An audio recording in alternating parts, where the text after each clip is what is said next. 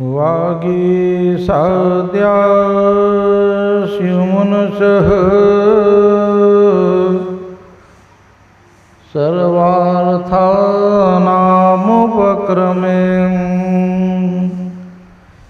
यमनत्वा कृतकृत्या स्युः तं नमामि गजाननम्। वागीशायस्य वदने लक्ष्मीर्यक्षसि वक्षसि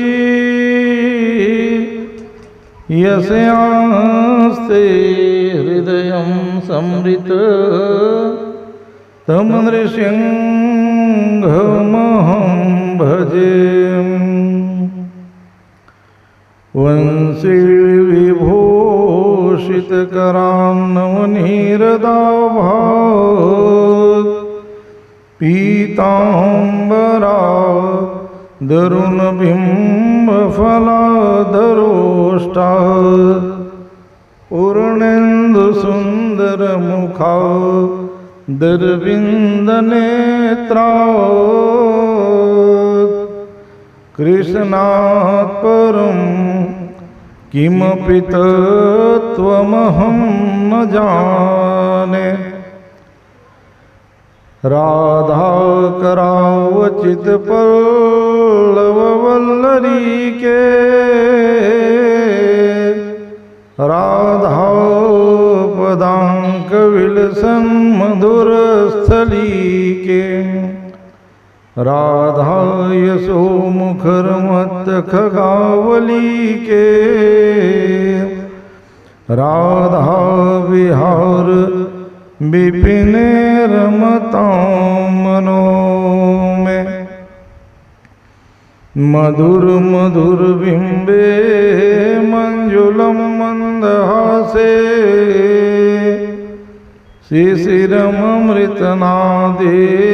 शीतलं दृष्टिपाते विपुलमरुणनेत्रे विश्रुतं मेनुवादे मरकतमणिनीलं बालकं केवलेन। ओम मनमंगलमोदमचावते हंसन चावती धावती आवते काग्र के ज्ञान की ज्योति जलावते भाव की भीति भगावती आवते वेद शास्त्र रस गावती आवते भारती वीणा बजावती आवते। जोर दे बोलना पड़ा है, जोर दे बोलना पड़ा है। शारदे मात कृपा करि कंजते मंजुल काव्य सुधा सरसादे भावना ऐसी उर्मे भर दे सर्वस्व स्वदेश के हेतु लुटा दे काव्य में ऐसी कला कर दे रसना रस सिद्धि के स्रोत बहा दे देश की ऐसी दशा के लिए फिर सिंह के सोए सपूत जगा दे। हे हनुमान हे हनुमान महाबलवान कृपा के निधान सुजानी प्रभु मम काज कहाँ अति भारी तुम्हें जबलिन उठाई पसान प्रभु। तुम जानत हो सबके ही की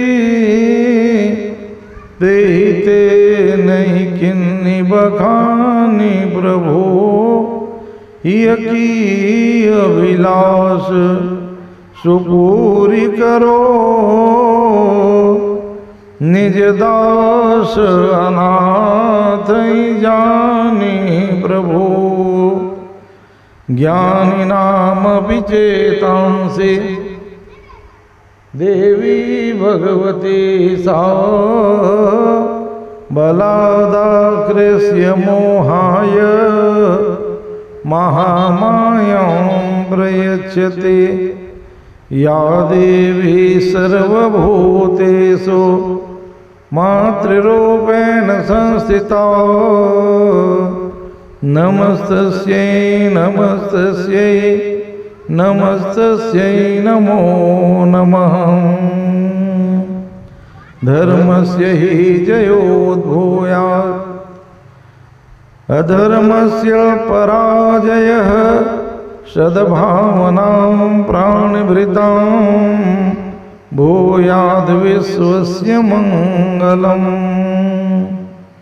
शीतले त्वं जगन्मात शीतले त्वं जगत्पिता। शीतले त्वं जगत्साक्षी शीतलायै नमो नमः। नमो गुरुभ्यो गुरुपादुकाभ्यो नमः परेभ्यः परपादुकाभ्यः।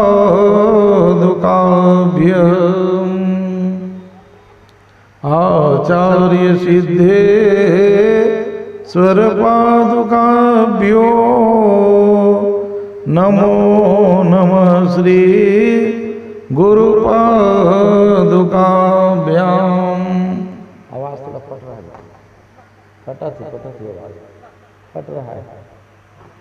हाँ फटा था आवाज।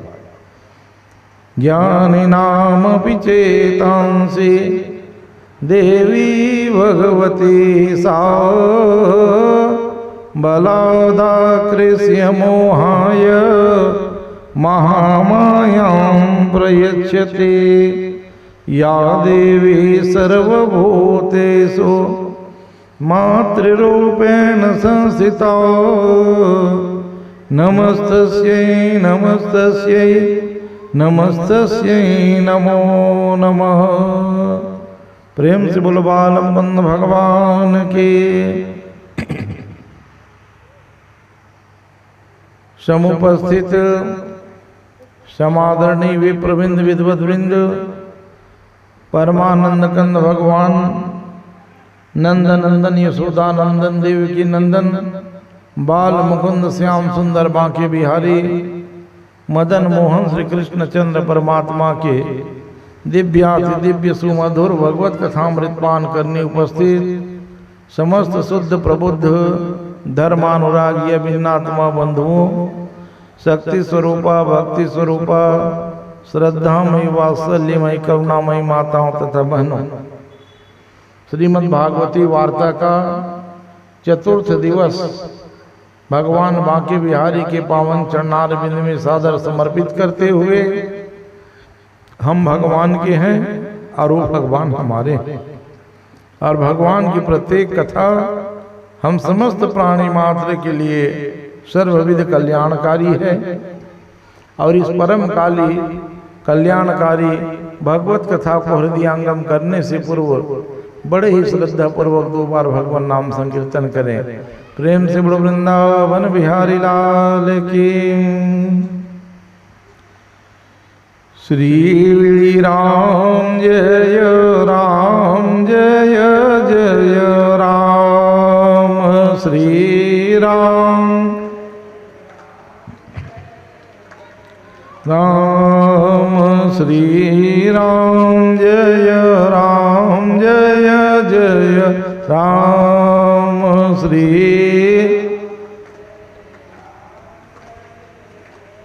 राम सीता राम मनोहर जोरी से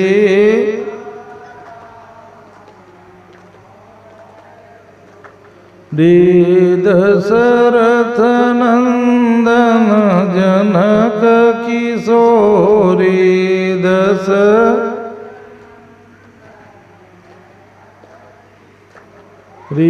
राधे श्याम मनोहर जोरी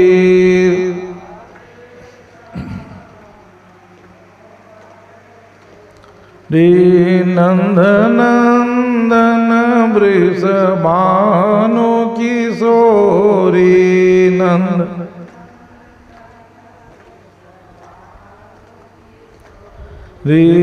उमा महेश मनोहर जोरी उमा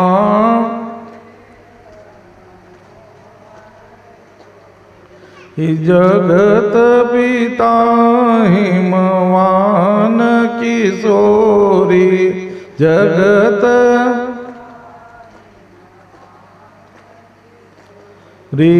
श्री राम जय जय राम श्री राम। प्रेम से बोल बालमुकुंद भगवान की। आइए सज्जनों,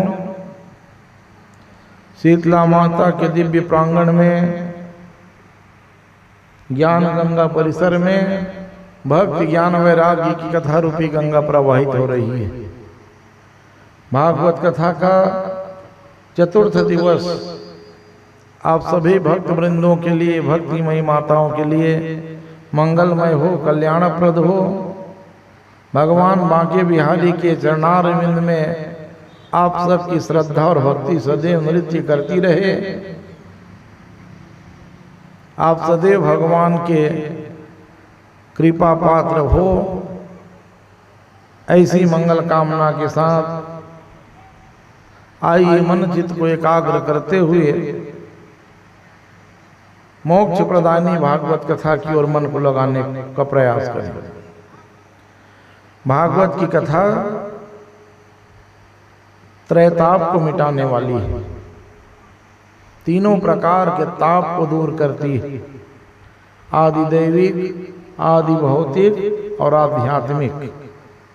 तीनों प्रकार के दुख को जीवन के दूर करने की शक्ति यदि किसी में है तो भागवती वार्ता में है। मनुष्य के जीवन में जितने भी प्रकार के संकट हैं, उतने ही प्रकार के उस संकट को दूर करने की कथा भागवत में आती है। और कलयुग में आयु कम है और विघ्न अनेक प्रकार के हैं। तो यदि इसी जन्म से लेकर के पढ़ना लिखना शुरू करेंगे तो मरते तक जो है ग्रंथ समाप्त नहीं होगा, क्योंकि अनेक प्रकार के शास्त्र हैं, वेद है, पुराण है, सबको तो पढ़ नहीं सकते, लेकिन सबका फल मिल जाए मनुष्य को, इसी भावना से वेदव्यास ने भागवत की रचना की। भागवत ग्रंथ को पुराण तिलक कहा गया है। क्यों कहा गया? क्योंकि भागवत में सब प्रकार के वेद पुराण की कथा आती है। भागवत की कथा से जुड़ करके व्यक्ति सब प्रकार के धर्म से जुड़ जाता है। शुरू कहाँ से होता है? वेद मंत्र से। तो वेद से जुड़ गए, पूजा पाठ मतलब वेद का मंत्र हो गया। अब उसके बाद पुराण की बारी आती है, वेद के बाद पुराण। तो पुराण की संख्या 18 है, तो 18 प्रकार की कथा है इसमें, और सब एक एक पुराण से लिया हुआ है। कल सती चरित्र की कथा सुन रहे थे, ये देवी भागवत की कथा है। हिरण्याक्ष और हिरण्यकशिपु की कथा सुने, ये विष्णु पुराण की कथा है। समुद्र मंथन में तो कूर्म पुराण, लिंग पुराण है, भगवान की मोहिनी रूप धारण की कथा ये विष्णु पुराण सम्मत है। तो सब प्रकार के थोड़ा थोड़ा ज्ञान को भागवत में लाके समाविष्ट कर दिया गया, क्योंकि किसी भी प्रकार से मनुष्य का कल्याण हो जाए। अब विचार कीजिए, अकाल मृत्यु में पड़े हुए राजा परीक्षित जब मुक्ति को पा सकता है, तो हम आपको तो अकाल मृत्यु का श्राप भी नहीं मिला हुआ है। हम श्रद्धा पूर्वक बिना कामना के भगवान की कथा सुन रहे हैं। कथा के दो भेद होते हैं, एक निष्काम और दूसरा सकाम। तो व्यक्ति जब अपने लिए भागवत की कथा कराता है ना, तो क्या प्रार्थना करता है कि हे भगवान नारायण, मोर घर परिवार बाल गोपाल बढ़िया रहते। वाह, ये सकाम है, काम की भावना। और निष्काम भावना से जो यज्ञ होता है, इसमें किसी व्यक्ति विशेष की कामना नहीं है। सबके कल्याण हो महाराज, तो आप महान बन गए। बस मोर कल्याण हो जाती महाराज, तो आप छोटे बन गए।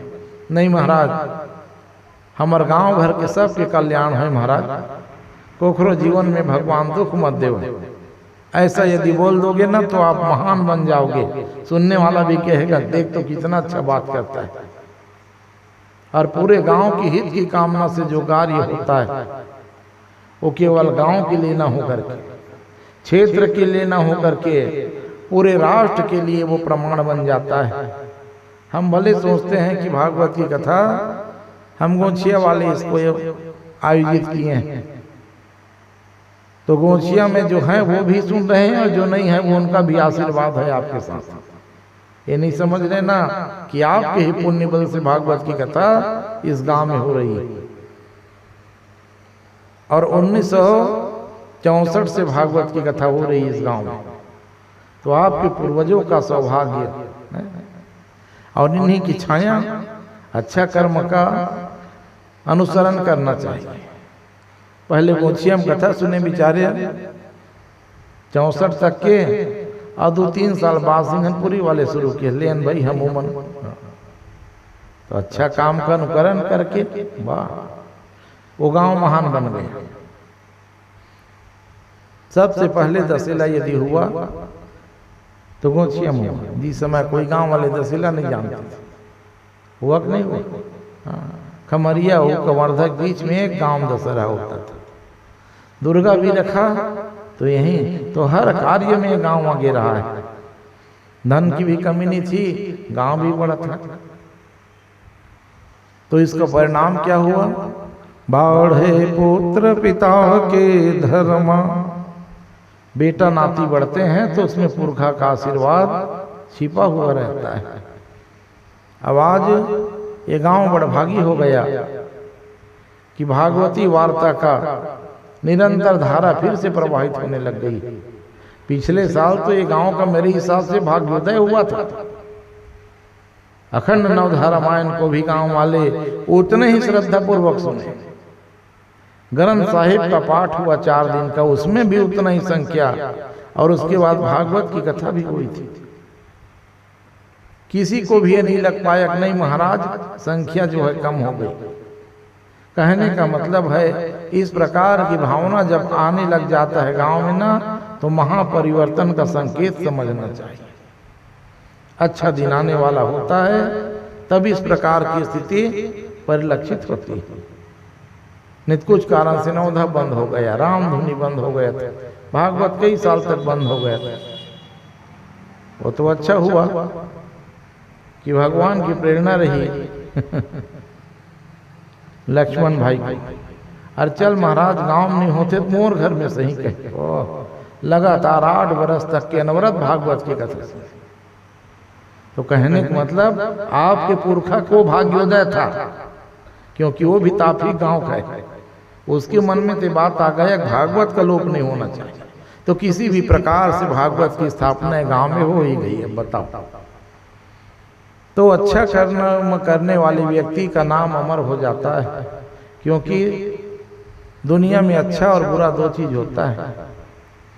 यदि आप अच्छा ही हो खोजोगे तो किसी जीवन में अच्छा ही नहीं मिलेगा, चाहे लाख बुराई हो आप में। लेकिन यदि आपके जीवन में एक अच्छाई हो जाए और वो अच्छाई किसके लिए, अपने लिए ना होके पूरे गांव समाज के लिए हो जाए तो वो व्यक्ति महान बन जाता है।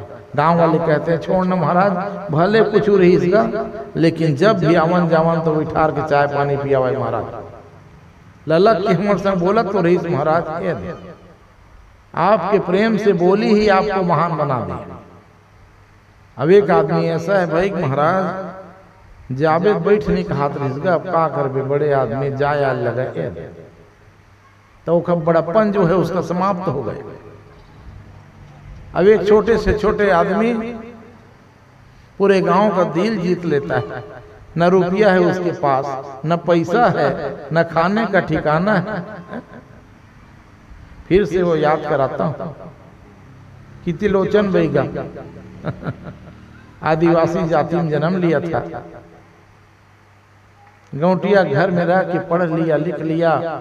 उस समय में मैं पढ़ने वाला वो बालक था, आदिवासी समाज का वो गौरव था।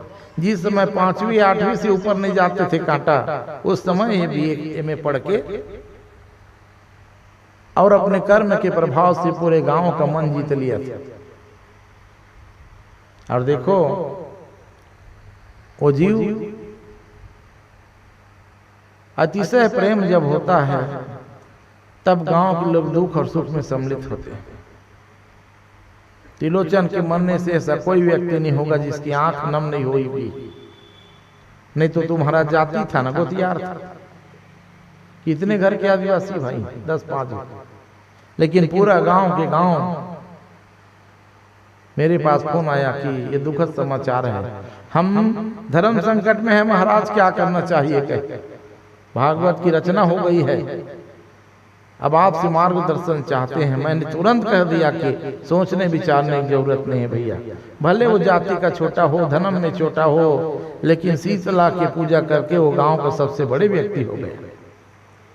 उनके लिए सही श्रद्धांजलि होगी कि भागवती वार्ता को विराम दे करके जब उसके क्रियाकर्म पूर्ण हो जाए तो कथा तो किसी दिन में हो जाएगी। वाह! और सब गांव के लोग तुरंत स्वीकार कर लिए। ठीक कहा था महाराज, अब यदि श्रद्धा नहीं होती उसके प्रति और छोड़ना महाराज, मर गए चलना, छोड़ना आगे बढ़ा। तो समझ जाना कि व्यक्ति छोटे बड़े भले हो जाए, लेकिन अपने कर्म के प्रभाव से महान बन जाता है। वे प्रयास सबको करना चाहिए। आया है सो जाएगा, कबीर जी की पंक्ति, आया है सो जाएगा राजा रंग फकीर, कोई सिंहासन चढ़ चला, कोई बंधा जंजीर। अरे बेटे, अगरबत्ती जला के मेरा काल क्यों कर रही हो रे? ए उठ के बेटा,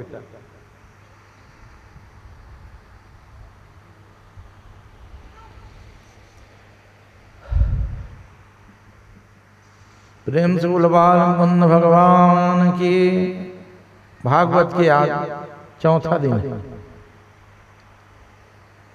अब हम लोग 4 दिन से प्रतीक्षा में है, कब भगवान आएंगे, कब भगवान आएंगे। भगवान सहज में थोड़ी आते हैं। कोई आपसे पूछ सकता है कि भागवत कते का सुने भाई गिरधर 1000 का सुन रहे महाराज। हाँ, तो कोई पूछ सकता है कि ले बता तो भगवान 4थे दिन क्यों आते हैं? नहीं भाई, जिसकी कथा हो रही है, कृष्ण की कथा हो रही है, और वो 4था दिन आते हैं। तो क्यों 4था दिन आते जानते हो? वो हमारी परीक्षा लेता है। भक्ति की परीक्षा भागवत में होती है, विद्वान की परीक्षा भागवत में होती है। तो भगवान देखते हैं, अरे रुक, तो गांव वाले बुलाए हैं, कहे श्रद्धा पूर्वक, अब आके बैठ गए हूं। कहे एक दिन दर्शन नहीं दूंगा, दूसरे दिन आएंगे कि नहीं आएंगे। कहते तो पहले दिन गांव वाले आते हैं बेचारे, लेन महाराज आज की कथा तो राजा रानी को गए, फिर चले जाते हैं। मन में फिर इच्छा रहती, चल दूसरा दिन जाएंगे। तो पहला दिन आके अपने धर्म को चढ़ाते हैं हम लोग। धर्म को जब चढ़ा देते हैं भगवान के चरण में, तब भगवान कहे कि नहीं छोड़े बर नहीं रखे मोला।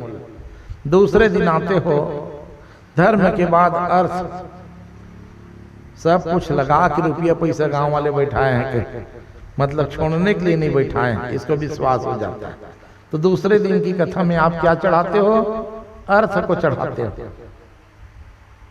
तीसरे दिन जब आते हो तो हे भागवत भगवान, हमारे भी मन की कामना जो होती है उसको आप पूरा कर देते, तब अपने काम भाव को चढ़ाते हो। जो भी कामना है वो भगवान को तीसरा दिन चढ़ा दिया।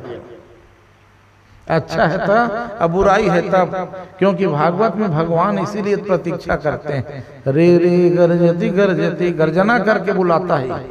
और दुनिया में जितने ग्रंथ है, पुराण है, कोई अपने भक्तों को अपने पास नहीं बुलाता। सब देवी भागवत, हाँ, कहीं पे नहीं लिखा है कि आओ मेरे पास सुनने के लिए। श्रद्धा है तारे में जामर, हाँ, जगत जननी माँ आएगा तब मुक्ति दूंगी, कहे नहीं आएगा तो मैं क्या दूंगी, चल भक्त।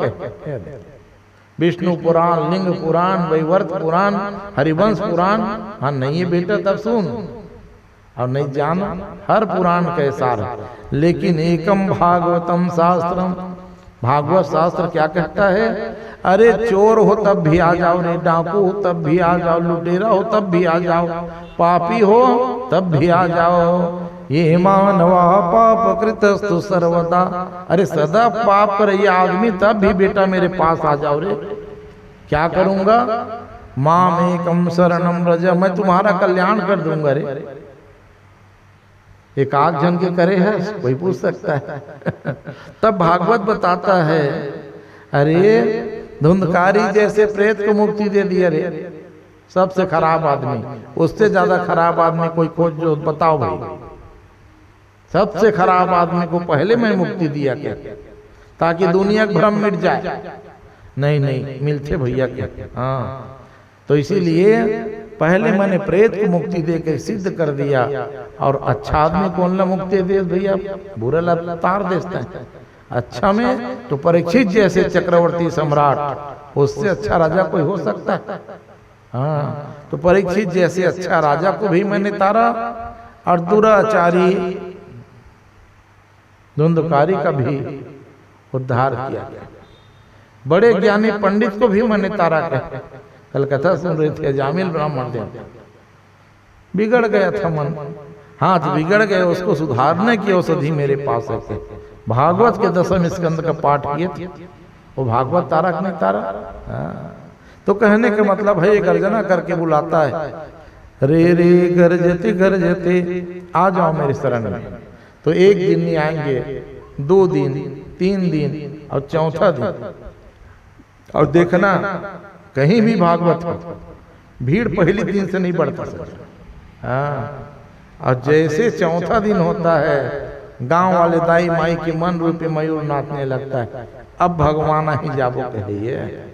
तो पहले दिन धर्म चढ़ाते हैं गांव वाले, दूसरे दिन अर्थ चढ़ाते हैं, तीसरे दिन कामना जब चढ़ती है, तब चौथे दिन मोक्ष की प्राप्ति के लिए चल भैया के सनातन सत्य है, भगवान आने वाले, तो उनके स्वागत सत्कार में फिर उस दिन से कथा में भीड़ शुरू हो जाती है।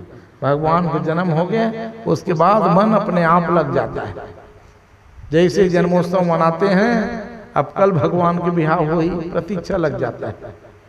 जैसे बिहाव में नाचे गाए, हाँ, सुदामा कथा कल सुनने मिली है, तो 4 के बाद बुलाने की जरूरत नहीं है, आदमी खींचे चले जाता है। ये कृष्ण की कथा का प्रभाव।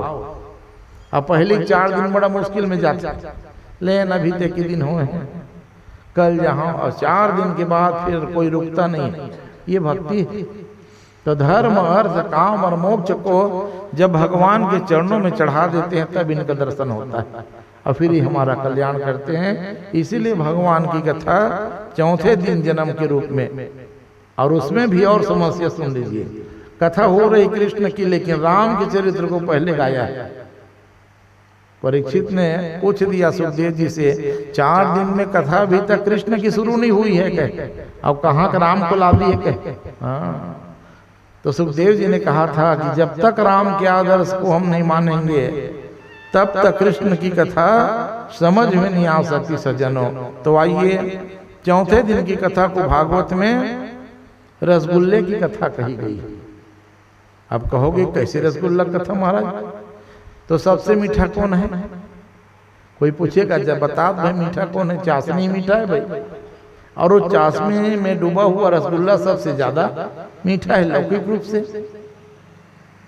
तो भागवत की कथा में चौथे दिन की कथा को रसगुल्ला कथा कहा गया। क्यों? क्योंकि आज के दिन कई प्रकार के सौभाग्य हमको प्राप्त होता है। आज भगवान बामन बन के भी पधारेंगे, आज भगवान राम के रूप में भी आएंगे यहाँ, और फिर इस कथा के प्रधान नायक भगवान बाल मुकुंद श्याम सुंदर का भी मंगलमय पदार्पण होना। 3 देवता का एक साथ जन्मदिन मनाने का सौभाग्य हमको प्राप्त हो सकता है। ऐसा कभी हुआ है भाई? एक दिन में एक जन के जन्मदिन मना सकते, लेकिन यहाँ 3 देवताओं का जन्मोत्सव मनाने का सौभाग्य जीव को प्राप्त होता है। तो भगवान कब आते हैं? जब भक्त के जीवन में विपत्ति आती है तब भगवान आते हैं। और यही विपत्ति आया किसके ऊपर? गजेंद्र गजराज के ऊपर।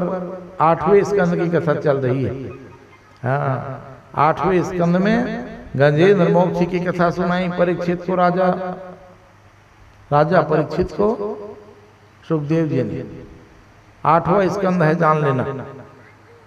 राजा परीक्षित को कहे सुखदेव जी, देख परीक्षित, दुनिया में मैं नहीं मानता कि एकाक लोग नास्तिक हैं। नहीं तो आप लोग खोज के मेरे को बता देना भाई, मैं तो जीवन भर आपके गांव आते रहता हूँ। एकाक नास्तिक आदमी मेरे को बताना खोज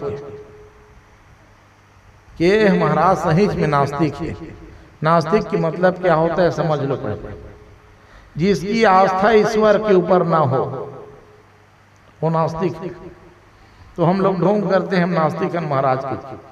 सही में हम लोग, क्योंकि यदि आप देवी देवता नहीं मानते तो एक बात बताओ, अपने माता पिता को क्या बोलते हो? जन्म देने वाले दाई बोलते हो कि ममा दाई कहते हो?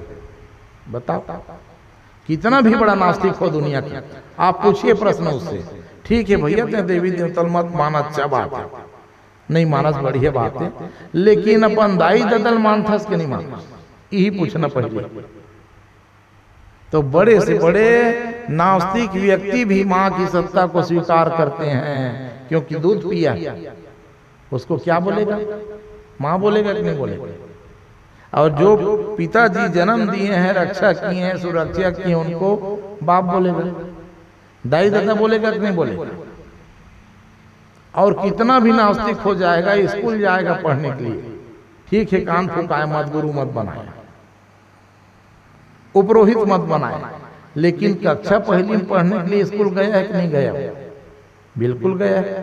तो स्कूल गया तो वहां कौन मिले? गुरुजी मिले। तो एक गुरुजी को गुरुजी बोलता है, चाचा बोलता है? बताओ कि सर जी बोलेगा, गुरुजी बोलेगा, टीचर बोलेगा, लेकिन अर्थ तो एक ही है ना, कि नहीं बोलेगा? बताओ तो बताओ, वो कहां से नास्तिक हुआ? माता पिता और गुरु, ये तीनों को ही तो प्रत्यक्ष देवता कहा गया है। और ये तीनों को जब तुम मान लिए ना, तो दुनिया के सब देवी देवता तुम मान चुके हो। हाँ, उसके बाद गणेश दुर्गा नहीं मानते तो कोई बात नहीं, तो तुम नास्तिक कहां से रहे? हाँ, ये बोध कराती भागवत की कथा। दुनिया में ऐसा कोई भी व्यक्ति नहीं है जो नास्तिक है, और जो नास्तिक है उसका स्थान सनातन में नहीं। हाँ, फिर वो सनातनी नहीं हो सकता। जो माता पिता को नहीं मानते, भाई बहन की रिश्तेदारी को नहीं मानते, गुरु को नहीं मानते, वो सनातनी नहीं है जान। और देखते नहीं दूसरे धर्म में कहाँ दाई दादा भाई बहनी संग बिहाव करके लेकर हुआ, सही है कि नहीं? तो सनातनी है क्या? नहीं है। सनातन का मतलब सिद्धांत, और उस सिद्धांत से दुनिया चलती है। हाँ, तो ये दुनिया को बताना पड़ेगा कि नहीं भाई, सनातनी है तो सिद्धांत को मानते हैं, तो अभी हम सनातनी। दाई का स्थान है, दादा का स्थान है, भाई का स्थान है, बहन का स्थान है, कुटुंब का स्थान है, परिवार का स्थान है। अब इसको यदि नहीं मानोगे, हाँ, तो तीनों लोग के देवता भी आपको बचा नहीं सकते, बात जान लिएगा। और नहीं प्रैक्टिकल करके देख लो, हम तो कई जन जीवन में देखे, कई उदाहरण, कई प्रमाण पत्र है। आप संकल्प ले लो कि मैं किसी प्रकार के देवी देवता को नहीं मानूंगा, तो दाई को छोड़ो, दादा को छोड़ो, गुरु को छोड़ो, पहले 3 को छोड़ो। उसके बाद कोई भी देवी देवता का नाम मत लो, पूजा मत करो, पाठ मत करो, और उसके बाद आप 12 साल से ज्यादा जीवित रह जाओगे, हाँ, तो दुनिया उथल से पुथल हो जाएगी सज्जन। कितना साल? 12 साल। कोई भी अत्याचार जो है कलयुग में कितने दिन चलता है जान लो। हाँ, उसके बाद उसका दिया बुझ जाता है, फिर दोबारा जलने की हिम्मत नहीं होती। 12 साल ही होता है, 12 वर्ष, 12 साल तक के व्यक्ति अत्याचार कर सकता है, उससे ज्यादा अति सर्वत्र वर्जित। फिर प्रकृति ही अपने आप ऐसा दंड देती है कि वो किसी को दंड देने लायक नहीं बच जाता है। इसलिए यही हुआ था गजेंद्र गजराज के ऊपर। 8वें स्कंद में बड़ी सुंदर कथा आती है, गजेंद्र मोक्ष की कथा। ये कथा ना होकर के हमारे जीवन की व्यथा है सज्जन, जिसे कथा के माध्यम से सुखदेव जी ने राजा परीक्षित को सुनाया, और वही कथा मैं आपको सुना रहा हूं। हाथी कौन है जानते हो? विषय वासना में डूबा हुआ जीव ही हाथी है। हम भी हाथी हैं, आप भी हाथी हो। हम लोग किसमें फंसे हैं? मेरा घर, मेरी पत्नी, मेरा बड़ा परिवार है महाराज। इसी यही विषय वासना में डूबा हुआ जीव ही हाथी है। और अब मंगरा कौन है महाराज? तो मोह ही ग्राह है। हम किसमें बंधे हुए हैं? माया मोह जंजाल में। तो मोह का नाम ही ग्राह है। और ग्राह कहाँ रहता है? सरोवर में रहता है, नदी तरिया में। तो सरोवर कौन है? तो ये संसार ही सरोवर है।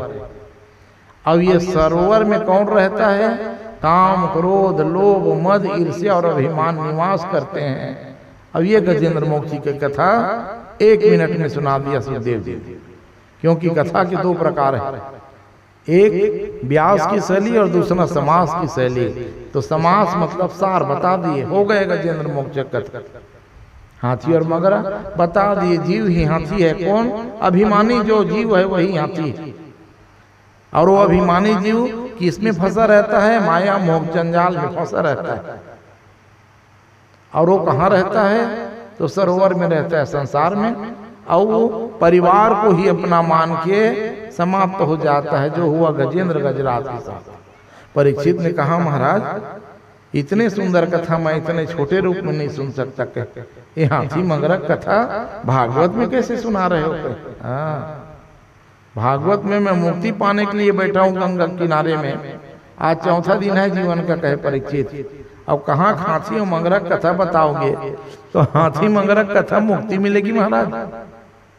तो कहा, सुनो परीक्षित, ये कथा जो है कोई हाथी और मंगरा की कथा ना हो करके पूर्व जन्म के श्राप के कारण अच्छे जीव ही हाथी और मंगरा बने हुए हैं। ये मैं तुम्हें बताता हूँ। प्रेम से बोलो भक्तवत्सल भगवान की। तो एक त्रिकुटाचल नाम का पर्वत है सज्जनों, और वही पर्वत की बड़े भारी गुफा में एक हाथी का परिवार निवास करता है। उस हाथी का नाम गजेंद्र गजराज है। हाथी का नाम गजेंद्र नहीं होता, गज समूहों का जो नायक होता है राजा, उसे गजेंद्र की पदवी दी जाती थी। तो ये गजेंद्र गजराज बड़ा शक्तिशाली थे। इनकी 50 पत्नी और 150 पुत्र थे। विचार कर लीजिए, एक हाथी सब पे भारी होता है, और उसमें भी 50 पत्नी और 150 पुत्र थे। 201 जन एक परिवार था, एक परिवार। तो जंगल में रहने वाला शेर भी ना इनके डर से भाग जाता था। छोड़ भैया, उठा पटक दी के। एक हाथी तो शेर को मार देता है कभी कभी, अब यहाँ 200 जन है कहे। तो जंगल के राजा भी आस पास नहीं फटकता था। तो इससे क्या हो गया? अभिमान हो गया हाथी को। देखे, जंगल के राजा मेरे डर से भाग जाता है कहे। और जब अपने परिवार के साथ घूमने के लिए निकलता ना, तो छोटे छोटे जीव जंतु जय जयकार लगाते थे, गजेंद्र गजराज की जय। तो इसका अभिमान और बढ़ गया था। देखिए, डर के मारे, अरे कोई तुमको प्रणाम करता है तो डर के कारण नहीं करता, श्रद्धा सम्मान से भी कर सकता है, मान लो भैया, लेकिन वो कहाँ मानने वाला है? मारे डर के सब पांव पड़ते हैं कहले। और हाथी जो होता है उसको जल बड़ा प्रिय होता है, हाथी जल के साथी। तो एक दिन यही गजेंद्र गजराज जो है बिंदु नाम के सरोवर में अपने बेटा और पत्नियों के साथ पहुंचा। बड़े बड़े कमल के फूल खिले हुए थे, कमल के पराग की सुगंध निकल रही थी। पहले तो भर पेट कमल के फूल को तोड़ तोड़ के खाया और भर पेट पानी पिया। पेट जब भर गया तो कहे चल जल क्रीड़ा करे। सूंड से पानी खींच के कभी पत्नी को नहलाता, कभी अपने बेटा को नहलाता। ऐसे लीला चल रही थी। प्रातःकालीन बेला उसी बिंदु नाम के सरोवर में ग्राह रहता था मगर। विचार किया रोज छोटे मोटे जीव जंतु खाता हूं कह, मेढक मछली खाता हूं कह, पेट नहीं भरता। आज मेरे लिए बड़ा शिकार आया है कह, हाथी को ही खाऊंगा कह। तो ग्राह जो है जाके गजेंद्र के पैर को पकड़ लिया। लेकिन अभिमानी गजेंद्र कहे होगा कोई छोटे मोटे जीव कहे, पता लगेगा कि गजेंद्र गजराज के पैर को पकड़ लिया हूं कहे तो आके क्षमा मांगेगा, क्षमा कर दूंगा, ध्यान नहीं दिया।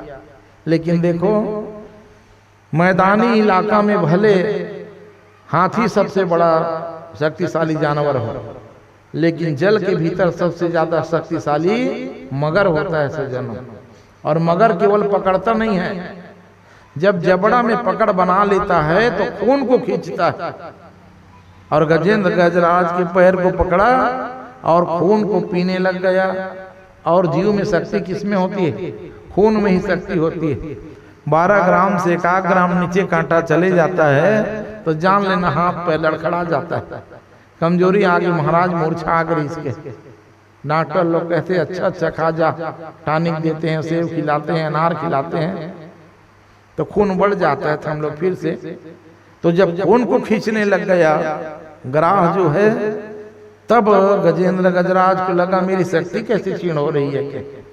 नीचे देखा विशाल ग्राह पैर को पकड़ा है। मारे गुस्सा के अच्छा रे मंगरा कहे मेरे पैर को पकड़ता है, एक झटका लगा छुड़ाऊंगा और पैर से चपक के जितना खून पिया है उससे 2 गुना खून उल्टी करवा दूंगा। अब ताकत लगाना शुरू किया, खींचना पैर को। पैर को खींचने का प्रयास किया, कहे यारी ये तो अच्छा जकड़ बना पकड़ लिया है कहे। फिर भी ताकत लगाया हाथी ने। ताकत लगाते लगाते श्रम बिंदु निकल गया, पसीना पसीना हो गया, थरथरा गया। अब कहा नहीं बचूंगा, कहे ये मार डालेगा कहे। तो विपत्ति में व्यक्ति सबसे पहले किसको पुकारता है?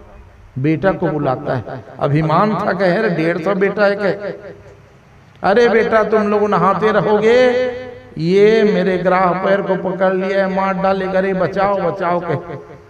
आप भी पिताजी कहे एक मंगरस डर गए कहे चिंता मत करो हम लोग अभी खींचते हैं कहे।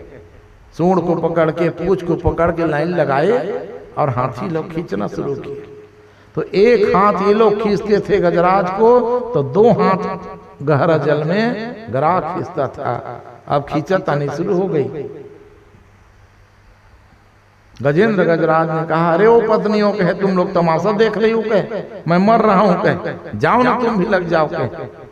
तो अब वो भी लग गए लाइन में। अब विचार कीजिए कितना शक्तिशाली था वो ग्राह कि 200 हाथी के खींचे जाने के बाद भी बंधन मुक्त नहीं हुआ। तो लौकिक मंगरा में इतना ताकत हो सकता है? नहीं हो सकता। इसी से सिद्ध हो जाता है लौकिक मंगरा हाथी कथा नहीं। और सुन लीजिए आकाश मार्ग में सब देवता लोग इसको देखने के लिए खड़े हैं। चल तो देखे कहे कितने दिन चलेगी लड़ाई, नहीं हाथी मंगरा की लड़ाई देखने के लिए स्वर्ग से देवता आएंगे जी। हाँ तो जान लेना ये कथा बड़ी मार्मिक है। अब खींचते खींचते भूख और प्यास तो सबको लगती है। एक हाथ खींचते 2 हाथ खींचाता, ऐसे करते हाथी का पूरा शरीर डूबने लगा था। हाथी को डूबते हुए देखे ना, बेटा लोग पहले सांस छोड़े और छोड़े तो मर जाएगा डूब के, इसके चक्कर में हम क्यों मरे भूख और प्यास से। तो सबसे पहले विपत्ति में सांस छोड़ता है तो बेटा छोड़ता है। हाँ तुम मत भूले रहो बेटा बूढ़ा हो जाऊंगा सेवा करेगा, जरूरी थोड़ी है वो तो मेवा पाने के चक्कर में लगा है। और जैसे ही मेवा खत्म होगा देखो किरनी है। गाय जब तक जीवित रहती तब तक उसके खून को पीते हुए रहता है, और जैसे गाय का प्राण छूटता है वो किरनी भी जान लेता है अब तो कुछ नहीं रहेगी, छोड़ छोड़ के भाग जाता है। यही स्थिति आज कलयुगी बेटा की। तो विपत्ति में 7 बेटा छोड़ता है, तो 150 बेटा छोड़ दिए। जाओ पिताजी, अब हम आपको नहीं बचा सकते, अब कितने दिन खींचेंगे, भूख प्यास से मर रहे हैं, जंगल में जाके कंदमूल फल खाएंगे। छोड़ के चले गए। अब पत्नी बेचारी 2-4 8 दिनों संग में रही, लेकिन अब जब काम 150 से नहीं हुआ, 50 से कहाँ होता। पति के चरणों में प्रणाम करके वो लोग भी चली गई। तो भगवान कब याद आते हैं? विपत्ति के समय भगवान याद आते हैं। इतने समय तक कि भगवान को नहीं पुकारा है गजेंद्र, अभी तक कि अपने बेटा को बुलाया, पत्नी को बुलाया, और जब सब छोड़ के चले गए तो मोटा मोटा आंसू की धारा आंख से निकल रहा है। हाय कहे, ये पत्नी को पालने के लिए, ये बेटा को पालने के लिए मैं अपना पूरा जीवन लगा दिया। कहे अच्छा काम किया, बुरा काम किया, भूखा रह के प्यासा रह के बेटा को मैंने तैयार किया, और आज विपत्ति में मेरे साथ छोड़ के चले गए। तो सही में साथी कौन है हमारा सज्जनों? सच्चा सखा है हरि ही हमारे, भगवान ही हमारा सही में तैसी सज्जन। इसलिए कभी आप दुखी हो जाओ ना तो भगवान के सामने रो लिया करो। बता देता हूँ, अच्छा उपाय बताता हूँ। घर से, परिवार से, सास से, ससुर से, पति से लड़ाई झगड़ा हो जाए और हल्का होना है तो भगवान के सामने खूब रो लिया कीजिए। इसके सामने हम रोएंगे ना, हाँ, तो ये हमारे ऊपर जरूर कृपा करेंगे, क्योंकि ये करुणा के सागर है। लेकिन हम लोग उल्टा करते हैं कि इसके सामने रोते हैं, गांव बस्ती के सामने।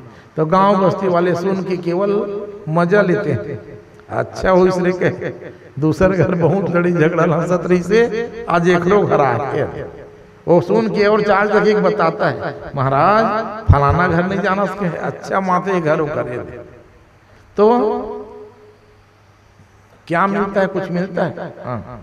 तो समस्या का हल खोजना चाहिए, तो हल कहाँ है? भगवान के पास। रोना है अपने गुरु के पास। हाँ, गुरु के पास रोगे तो उपाय बताएगा, समझाने बुझाने को उपाय बताएगा। और गुरु कम से कम ये तो गली गली नहीं बताएगा कि मेरा चेला घर में लड़ाई झगड़ा मारते। गुरु के पास रो लिया करो, भगवान के पास रो लिया करो, तो समस्या का समाधान मिल जाता है। भागवत में एक से एक प्रकार की शिक्षा समाई हुई है।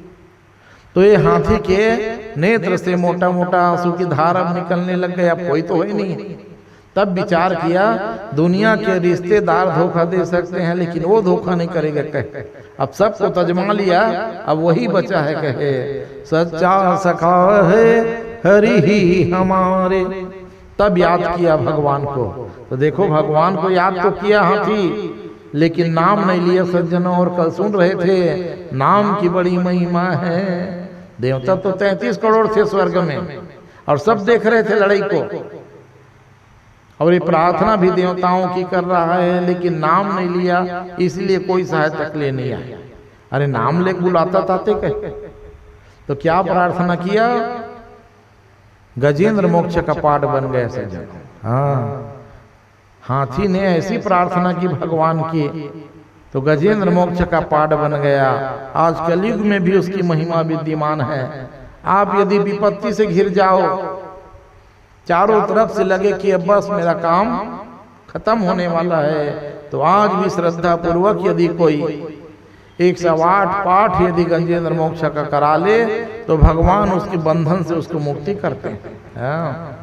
तो हाथ जोड़ के गजेंद्र गजराज ने पुकारा हरि को, नमो नमस्ते खिल कारणाय निष्कारणाय अद्भुत कारणाय सर्वागमनाय महार्णवाय नमोपवर्गाय महार्णवाय। सब देवता तमाशा देख रहे हैं। देवता में सबसे पहले कौन है? गणेश जी। देवताओं ने गणेश जी कहा, हे गणेश जी, अरे जान भैया क्या तमाशा कर रहे हो? अरे बेचारा संकट में पड़ा है, जा बचा दे हाथी को के। गणेश जी ने कहा, प्रथम पूजियत नाम प्रभाव। अरे मेरा नाम ले बुलाता जय गणेश देवता तो इसके जीवन में विघ्न नहीं आता कहे। अब मेरे नाम को भूल गए तो अच्छा है, मार के खा जाए, मगर मेरे क्या करना है। गणेश जी मना कर दिए। बगल में बैठी थी दुर्गा मैया। देवताओं ने कहा, वो जगत जननी माँ हो कहे, जाना बेटा संकट है। तो दुर्गा मैया कहती, अच्छा मैं माँ हूँ, वो बेटा है, तो ये कैसे बेटा है जो दुख में माँ को याद नहीं करता? कह जब भी हाथ गोड़ में पीड़ा होता है थाई दाई निकलता है, हाय दादा बहुत मुश्किल है। तो कम से कम ये विपत्ति में थे, एक बार माँ बोल दे कहे, माँ बस बोल देगा ना जाके मगर को मैं मार के बंधन मुक्त कर दूंगी के। लेकिन मेरा नाम भी नहीं लिया है। ओह, अब भगवान शंकर बैठे थे और जान भोले बाबा कहे, नहीं नहीं भैया कहे, मैं ज्यादा सरल हूं तो खरे ना, लेकिन दुनिया मोर ज्यादा आजकल उपद्रव है कि और जैन में नहीं तेन में महादेव मढ़ा देते लेके। कोई दुर्गा गायत्री रखने की हिम्मत करते हो क्या? हाँ, महादेव बनाते हो महाराज के है, जानते हैं महादेव कुछ नहीं लगना है। हर हर महादेव, एक लोटल जल तो चढ़ जाई महाराज। अच्छा है, लेकिन जले चढ़ाए भर के महादेव नो है भैया। महादेव मऊ बहुत कुछ चढ़ाया करो, और साल में काग हो, बाकी दिन तो पानी पियावत हो बेचारा ला। अब तबे हो तुम ला पानी पियावत, अब ओखरे पानी चढ़ाए में तुम्हार कमी हो गए ना, ता देख ला फागुन के महीना में बोर उर सुखाल धल ले। हाँ तो जान लेना, जिनके जटम गंगा है, गंगा उसकी आराधना में कमी आती है तो जल संकट आता है, ये जान लिया। तो साल में काग दिन कम से कम 365 दिन में शिव पूजा कर लिया। वाह। तो गजेंद्र गजराज ने विचार किया कि भगवान अब मैं नहीं बचूंगा। कहे देवता लोग आपस में चर्चा कर रहे हैं, कोई बचाने के लिए नहीं आया। तब भगवान हरि ने कहा, अरे गरुड़ चल तैयार हो गया, जिसका दुनिया में कोई नहीं है उस सकत मैं हूं। कहे मेरा क्या नाम है? अनामी। मेरा कोई नाम थोड़ी है। कहे लीला सिद्धि के लिए मैं गणेश दुर्गा बन जाता हूँ। चलिए मुझे पुकार रहा है। गरुड़ में सवार होके जब भगवान आए बिंदु सरोवर में, तो सिर भाग बस बचा था हाथी का, पूरा मंगरा खींच के डुबो दिया था। भगवान को आते हुए आकाश मार्ग से देखा, गजेंद्र गजराज के नेत्र की धारा चलने लग गई। कहा अब आ गए प्रभु, लेकिन भगवान आए हैं और मैं आपको क्या दे सकता हूं? कहे भगवान के पास जाना खाली नहीं जाना, अब यहाँ भगवान मेरे पास आया है, अब मेरे पास कुछ नहीं है, क्या चढ़ाऊं? कहे भगवान ने कहा है तो बहुत कुछ रे चढ़ाने का, दिमाग लगा। कहे हाथी को ज्ञान हुआ, कहा कि सबसे बड़ा दान यदि होता है भगवान के चरणों में तो पत्रम पुष्पम फलम तोयम। हाँ, इससे बड़ा कोई चीज हो ही नहीं सकता। कहे तुलसी पत्ता, फूल पत्ता, और फूल नहीं फूल के पत्ता। हाँ, पत्रम पुष्पम फलम, और ज्यादा हो गए फल फूल लाले। तो कहा यहाँ तो कमल का फूल है। कहे हाथी अपने सूंड से कमल पुष्प को तोड़ा और नारायण खिर गुरु भगवान नमस्ते उछाल दिया। भगवान ने कहा बस बेटा अब तेरा कल्याण करूंगा। आके सूंड को पकड़े हाथी के, और भगवान ने ऐसी शक्ति लगाई और थोड़े से परिश्रम भगवान को लगा, जब खींचे तो हाथी सीधे किनारे में बिंदु सरोवर किया, धड़ाम से गिरा, लेकिन बाहर गिरा। भगवान के खींचे जाने के बाद भी पैर को नहीं छोड़ा। तो परिणाम क्या हुआ? हाथी के साथ में मगरा भी आगे धड़ाम से गिरा, लेकिन तब भी पैर पकड़ा है। भगवान ने कहा सुदर्शन गच्छ माम। कहे सुदर्शन घूमते हुए गया, 3 टुकड़ा में शरीर को काट के गजेंद्र गजराज को बंधन मुक्त कर दिया। देवता लोग पुष्पों की वर्षा किए। प्रेम से बोलो भक्तवत्सल भगवान की। विपत्ति में पड़े हुए गजेंद्र को हरि के रूप में अवतार लेकर के भगवान ने उबारा। परीक्षित ने कहा महाराज अब तो बता दो कि हाथी और मंगरा कौन है की, नहीं तो मेरे मन में शंका ये है हाथी कबू प्रार्थना करी महाराज। बताओ, तुम भी सोच सकते हो हाथी कभी प्रार्थना करेगा, वो भी सुंदर श्लोक से, नमो नमस्ते खिल कारणाय, ऐसा कैसे हो गया क्या? तब कहा तुम्हारे शंका को मिटाने के लिए सुन लो, ये हाथी और मगरा कोई लौकिक नहीं थे के, ये हाथी और मगरा पूर्व जन्म के अच्छा जीव थे, गलती किए थे, इस कारण से इनको हाथी और मगरा बनना पड़ा। तो कौन थे? विस्तार पूर्वक बताए। देखो, महर्षि देवल नाम के एक महात्मा थे, सरस्वती नदी में नहा रहे थे, तो देव राजेंद्र की सभा में नाचने गाने वाला गंधर्व, जिसे हम लोग छत्तीसगढ़ी में गढ़वा कहते हैं, इनका काम होता है नाचना गाना, जोकड़ बन के हंसाना। तो ये सोचा चल बहुत दिन हो गया मृत्यु लोक में घूम के आऊं, कहा कि वो स्वर्ग को छोड़ के इंद्र लोक को घूमने के लिए आया था और सरस्वती नदी किनारे किनारे जा रहा था, और ये हाथ जोड़ के सूर्य नारायण भगवान की पूजा कर रहा था, सफेद धोती पहने, कबर भर जल में खड़ा है। कहे अच्छा, ये साधु की बड़ी बड़ाई होती है स्वर्ग में, कहे ये नकली है कि असली पता लगाऊंगा, कहे देख ले बुद्धि खराब होना है, असली एक नकली पता शमशान भूमि के समान है, जान लो। तो जीवन में हंसी मजाक होना चाहिए, मनोरंजन के लिए टीवी चैनल भी देख लेते हो, कोई अपराध नहीं है, हा? लेकिन टीवी दाई दादा है ये मान लिए हो, ये अपराध है। टीवी जो है, फिल्म जो है, नाटक है, वो मनोरंजन का साधन होना चाहिए। आधा एक घंटा देखे और टीवी के बाद टीवी बटन के साथ बंद होना चाहिए, लेकिन उसको दिमाग में भर लेते हो, यदि ऐसा देखे रहे वो ऐसा पहने रही से, ये अपराध। हाँ, ये भागवत में बताया महात्मा देवल ने कि देखो मनोरंजन, नाचना जरूरी है, गाना जरूरी है, हंसना जरूरी है, हंसाना जरूरी है, और जो हंसना जान गया वो दुनिया जीना जान गया सज्जनों। अब कई लोग ऐसे मनहूस होते हैं, कब्बू न हंसा न कोनो हंसा में, मूर्धक समाज जब देख मुंह लटकाए, हंसी की बात में घलो मुंह लटके है और वो एक बात मत लटके छे, तो ये जिंदगी नहीं हो सकता। और समय में हंस भी लिया करो, ये जिंदगी। और जो हंसना जान गया वो जिंदगी जीना जान गया। तो हुहु नाम के गंधर्व ने कहा कि महाराज क्षमा करना, मैं नहीं जान पाया, जाति गणवा महाराज गलती हो गई, और कितने दिन तक कि मैं मंगरा बन के रहूंगा, कह जा रे, श्राप निकल गए, वापस तो नहीं लूंगा, कह लेकिन 3 जन्म तुम्हारा मगर का होगा, कह और तीसरा जन्म में ना बिंदु सरोवर में रहना तुम, और वहां एक हाथी आएगा परिवार के साथ, उसके पैर को पकड़ लेना, बस तुमको मुक्ति मिल जाएगी। कैसे मुक्ति मिलेगी महाराज? हाथी के पैर पकड़ने से। तो कहा श्री नारायण के सुदर्शन चक्र से कट के तुम परम पद के अधिकारी हो जाओगे। तो ये हुहु नाम का गंधर्व ही देवल महाराज के श्राप के कारण मगरा बना था और सुदर्शन से मुक्ति पा लिया। अब हाथी कौन है महाराज?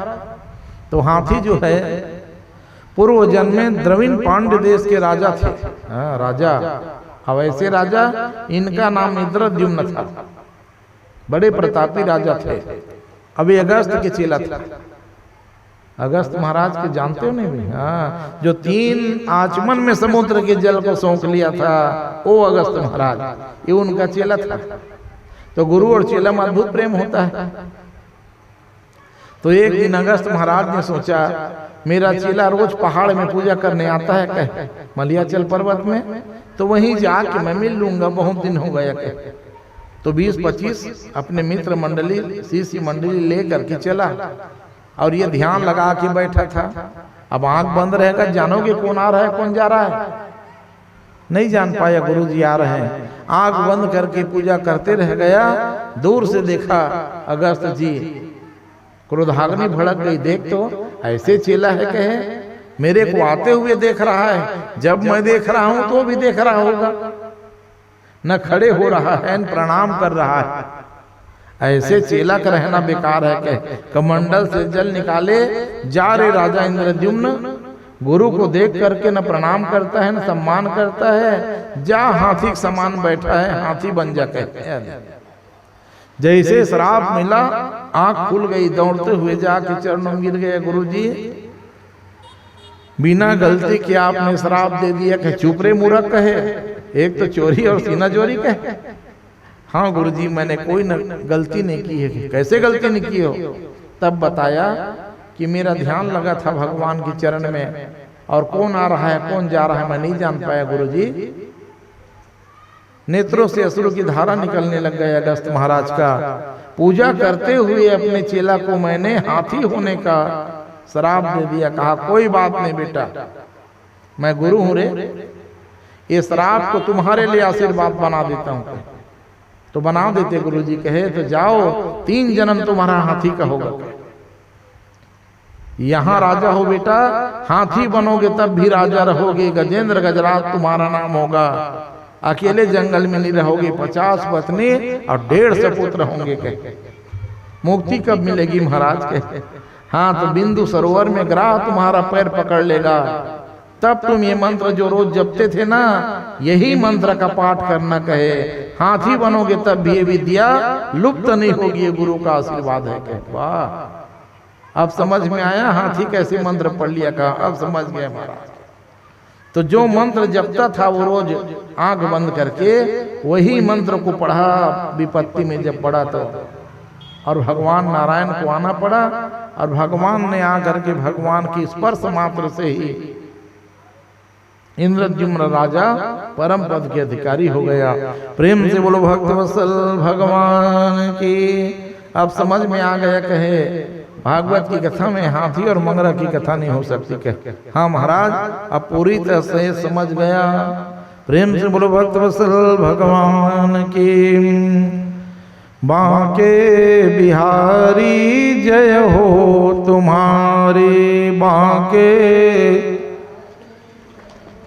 तुम्हारी, बांके बिहारी जय हो तुम्हारी, बांके बिहारी जय हो तुम्हारी, जय हो तुम्हारी लाला, जय हो तुम्हारी, जय हो तुम्हारी लाला, जय हो तुम्हारी।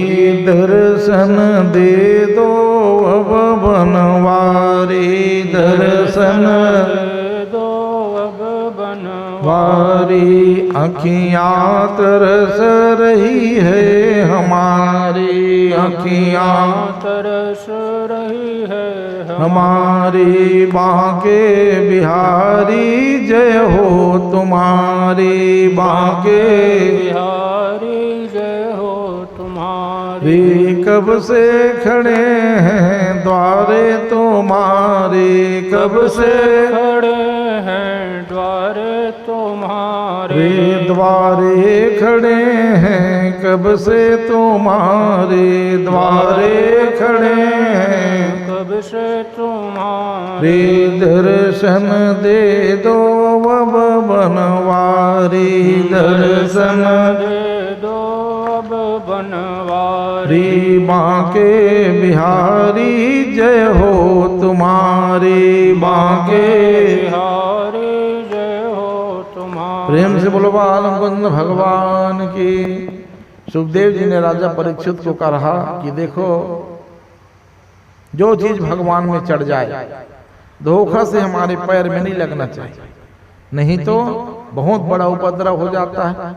कौन सा उपद्रव होता है? भगवान में चढ़े हुए फूल और तुलसी यदि धोखा से भी पैर में पड़ जाए तो मनुष्य के जीवन में भयंकर गरीबी आती है। बात जान लो सर। हाँ, देवता लोग भी नहीं बच पाए थे ये पाप को करके, और जान के नहीं किए थे, गलती से हो गए थे। एक बार दुर्वासा जी महाराज भारत के संत हैं, ये अग्नि के अवतार है दुर्वासा जी। तो दुर्वासा जी बैकुंठ गए भगवान से मिलने के लिए। बैकुंठ में खूब स्वागत अभिनंदन किया भगवान नारायण ने। 2 घड़ी सत्संग की चर्चा हुई, लक्ष्मी ने जल जल पान भोजन कराया। अब ऐसे महात्मा थे दुर्वासा जी, भगवान भी डरते थे इनसे। अब विचार कीजिए, भगवान भी डरते थे, बात बात में क्रोध हो जाता है। तो घर में आए हैं ब्राह्मण, खाली हाथ भेजूंगा तो अपराध होगा, और रुपया पैसा दूंगा तो गुस्सा आ जाएंगे, तब भी बात बिगड़ जाएगी क्या? हाँ। तो भगवान नारायण ने कहा कि माला से बढ़कर के कोई प्रसाद नहीं होता क्या? तो भगवान ने अपने गले में लगी हुई पारिजात फूल की माला, जिसका दर्शन दुर्लभ होता है, वो माला उतार के ब्राह्मण देवता को पहना दिया। नमो ब्रह्मण्य देवाय गौ ब्राह्मण हिताय च जगद्धिताय कृष्णाय गोविंदाय नमो नमः। हे ब्राह्मण देवता, बड़ी कृपा की, आप आज मेरे वैकुंठ को धन कर दिए, तो ये माला मैं आपको प्रसादी के रूप में दे रहा हूं, भाई दक्षिणा मत मान लेना का। दुर्वासा जी गदगद हो गए, वाह नारायण के, इससे बड़ा प्रसाद तो दुनिया में कोई हो नहीं सकता क्या? खूब आशीर्वाद दिए। अब मैं चलूं कहीं? बैकुंठ से निकल के थोड़ी दूर गए थे, विचार आया चल बहुत दिन हो गए इंद्र से मिले हुए कहे, तो देव राजेंद्र की ओर मुड़ गए। देव राजेंद्र को सूचना मिली, अरे दुर्वासा जी आ रहे हैं, नाचना गाना बंद कराए और अपने पत्नी के साथ लोटन और थाली लिए दरवाजे में खड़े थे। डर के मारे भय बिन होई न प्रीति, अरे एक बार वो साग शराब दी, सब जानते थे। बढ़िया सुंदर ला करके अपने सिंहासन में बैठाया, ध्यान देना, अपने सिंहासन में बैठा के पाद पर छलन किए और नीचे में बैठ के चरण दबा रहे हैं। गदगद हो गए कि वाह रे देव राजेंद्र, सेवा करना कोई तुम्हारे जैसा। अरे अच्छा बेटा, खूब सेवा की, सब ठीक ठाक नहीं है? बहुत ठीक ठाक है महाराज, आपका आशीर्वाद है कि मैं तुम्हारी सेवा से प्रसन्न हूँ बेटा कहे। और देखो प्रसाद में सबका अधिकार है सज्जन, इसमें भेद नहीं होना चाहिए। अमीर है, गरीब है, छोटा है, बड़ा है, प्रसाद में सबका अधिकार होना चाहिए। तो प्रसादी के रूप में विष्णु की माला मुझे मिली है, ये माला मैं तुमको पहना देता हूँ कहे। और बताया कि देखिए भगवान नारायण की नारायणी माला है, ये मैं तुम्हें इसको बढ़िया संभाल के रखना कहे। बिल्कुल महाराज, प्रसाद में सबका अधिकार है कहे। माला पहनाए और बस जाने की तैयारी थी, तो ना जाने इंद्र के मन में क्या विचार आया कि ये हाथी मेरा बड़ा साथी है कहे। ऐरावत हाथी बगल में बैठा था, और महाराज बताए हैं प्रसाद में सबका अधिकार होता है कहे। तो नारायण ने दुर्वासा को दिया और दुर्वासा जी मेरे को दिए, तो मैं अपने हाथी को पहना देता हूँ पहले। तो वो पारिजात फूल की माला उतार के हाथी को पहना दी। लेकिन हाथी बड़ा विचित्र जीव है, वो क्या जाने माला और महिमा को, अपने सिर में माछी तक नहीं बैठने देता हाथी, फू फू करते रहता है, देखे नहीं? धुर्रा फुटकी को उड़ा के सिर में डाल लेता है। जैसे ही सिर में रखे, सूंड में उठा के पटक के पैर में कुचल दिए। तिरछे नजर से देखे, आग बबूला हो गए। दुर्वासा जी कहे, जा रे दुष्ट इंद्र, मेरे समझाने के बाद भी तुमने नारायणी माला का अपमान करा दिया है, जा मैं श्राप देता हूं, यदि तुम्हारी गद्दी छीन जाएगी, जा कहे दर दर ठोकर खाएगा, मेरा श्राप है कहे। इधर श्राप लगा, उधर शुक्राचार्य जी ने कहा, दो गुरु की बात आती, देवता गुरु बृहस्पति जी, तो दुर्वासा ने श्राप दे दिया। उधर जो है शुक्राचार्य जी महाराज कहे, बेटा बलि, आज बेटा मैं प्रसन्न हूं तुम्हारे सेवा से, जा देवासुर संग्राम कहे, बड़ी भारी सीना लेके जा, तेरी इच्छा है ना कि मैं इंद्र बन जाता? हाँ, गुरु में शक्ति होती है, चेला को कुछ भी बना सकता है, बस थोड़ी प्रतीक्षा करनी होती। कहा, हाँ गुरुजी, इच्छा तो है कि मैं एक बार इंद्र बन के गद्दी में बैठ जाता के। हाँ तो जा बेटा, वो समय आ गया, मेरा पूरा आशीर्वाद है के। उधर श्राप मिला, इधर आशीर्वाद मिल गया। बड़ी भारी सेना लेकर के बलि महाराज इंद्रलोक में चढ़ाई कर दिए। इंद्रलोक में चढ़ाई की, ऐसी लड़ाई हुई, देव राजेंद्र को प्राण बचा के भागना पड़ा। सब देवता को लेके देव राजेंद्र भाग गए। इंद्रलोक खाली हो गया, इंद्र के गद्दी में बलि बैठ गया। ओह, अब बलि जो है इंद्र बन के बैठ गया है। और इंद्र की गति क्या है, गुफा कमरा में छिप छिप के रहता था, लेकिन वहां भी राक्षस लोग पहुंच जाते थे खोजते खोजते, और जहां भी देखता था इंद्र ना, कभी गदा से मारता, मुदगल से मारता, तो हाथ पैर कई जगह से कटा पटा था। मारे दर्द के सभी देवता को लेके रात के समय भगवान के पास पहुंचा। चोर की बात, भगवान नारायण से कहा इससे अच्छा मर जाते वही अच्छा था। कह रोज रोज कुटाई होती है, राक्षस लोग बहुत मारते हैं महाराज, ये देख तो हाथ पैर सब टूट गया है।